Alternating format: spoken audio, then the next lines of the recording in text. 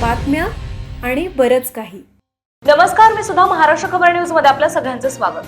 मराठा आरक्षणाच्या मुद्द्यावरून मराठा आंदोलक मनोज जरांगे पाटील यांनी राज्य सरकारला पुन्हा एकदा थेट इशारा दिला. 28 ऑगस्ट पर्यंत मागण्यांवर निर्णय न झाल्यास 29 ऑगस्ट रोजी राज्यभर निर्णायक आंदोलन छेडण्याचा इशारा त्यांनी दिला. तसेच सरकार मराठा समाजाला वेढ्यात काढत असल्याचा गंभीर आरोपही त्यांनी केलाय.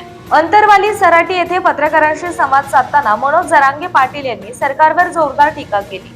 अण्णासाहेब पाटील महामंडळाचे प्रलंबित परतावे, EBCB आणि EWS मधील लाभ न मिळालेल्या विद्यार्थ्यांनी 28 ऑगस्ट रोजी आवश्यक कागदपत्रांसह अंतरवाली येथे उपस्थित राहावे असे आवाहन त्यांनी केले.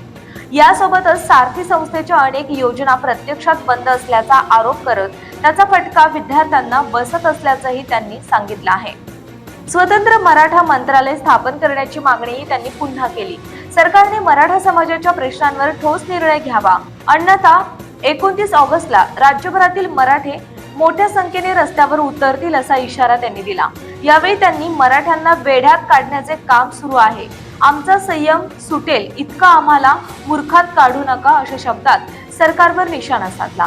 सरकारने काढलेल्या शासन निर्णयांची अद्याप प्रभावी अंमलबजावणी झालेली नसल्याचा आरोप करत केवळ बैठका आणि घोषणा करून प्रश्न सुटणार नाहीत असंही जरांगे म्हणाले. तसेच श्रेयवादाच्या राजकारणात मराठा समाजाचे नुकसान होत असल्याचा आरोप करत 28 ऑगस्ट पर्यंत निर्णय न झाल्यास 29 ऑगस्टचे आंदोलन निर्णयात्मक असेल असा इशारा त्यांनी दिला.